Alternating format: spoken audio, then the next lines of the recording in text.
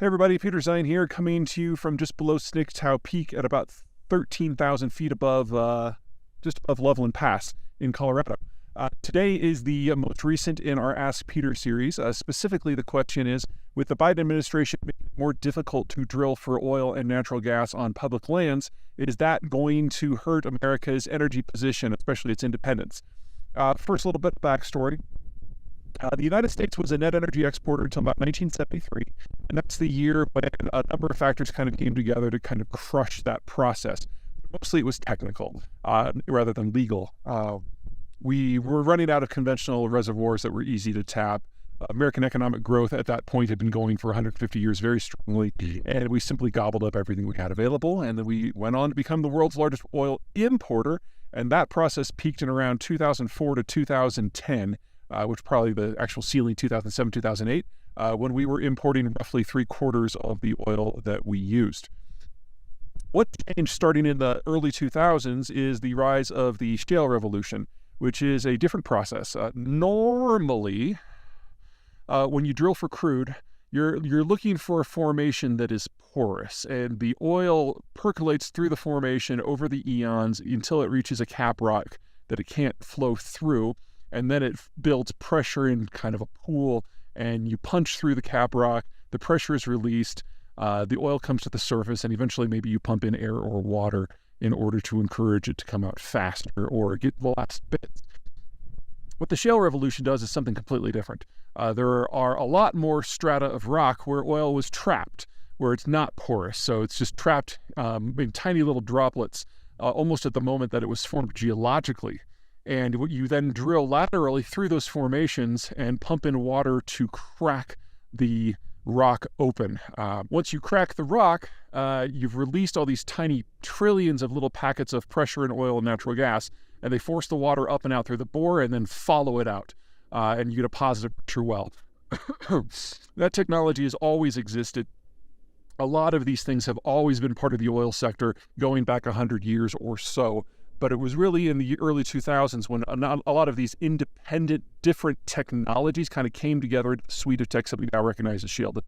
So anyone who says that shale technology is toxic or overly polluting compared to conventional oil is an idiot and doesn't know their history, because we've been using all of these techniques since at least the 1880s. Okay, anyway. What does this mean? It means that starting in 2004, we started getting natural gas, and starting in 2008, we started getting oil. And by the time we got to about 2015, where we were nearly net oil independent, we kind of fell off of that during the COVID epidemic, and we're back again. Now, that's the overall technical issue. Let's talk about what's going on with public lands.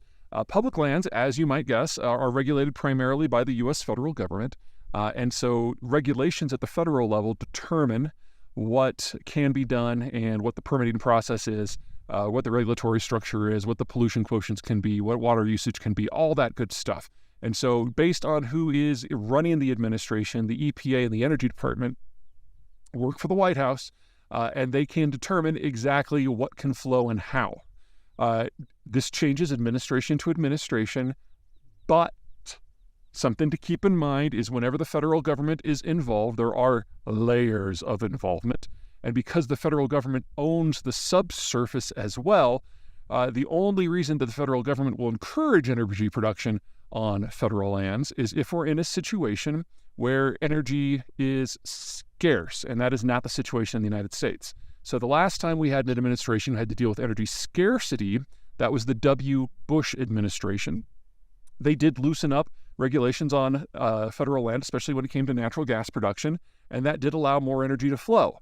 But we're talking here like 2-3% of total American output onshore American federal lands. That shrank under Obama, not because Obama tightened up the regulations, although he did, but because it was just so much easier to do it on private lands. When you're, sorry, there's just no air up here. When you're on private lands, the landowner has a vested interest in the success of the project, and that encourages more production. In addition, it is regulated by the states, and states have very different approaches to handling energy production.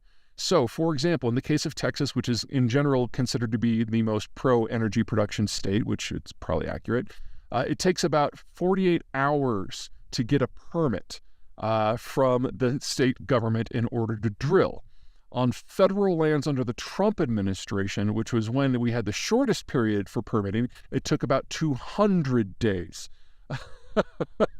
You can see the problem here, because if the market moves, the shale guys are going to do things differently.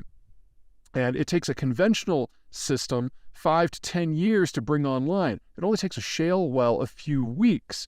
So in the time that it takes to get a federal permit, the market conditions will have changed, and it probably obviates any desire on the part of the drillers to operate in the first place. Whereas in Texas, with 48 hours, including Christmas and Thanksgiving and New Year's, you're talking about a time to target that is very, very, very quick, and they can react to market movements. So 1%, less than 1% of American shale output comes from onshore federal lands. And so if the Biden administration increases the current time to, 1,000 days for permitting, it's really not going to move the needle very much. It's a little bit different than the offshore, but with the offshore, you're talking about those longer time horizons of 5 to 10 years. And market moves aren't the primary, at least short-term market moves, aren't the primary reason why companies operate there. Okay, so not too worried about that one. You guys take care.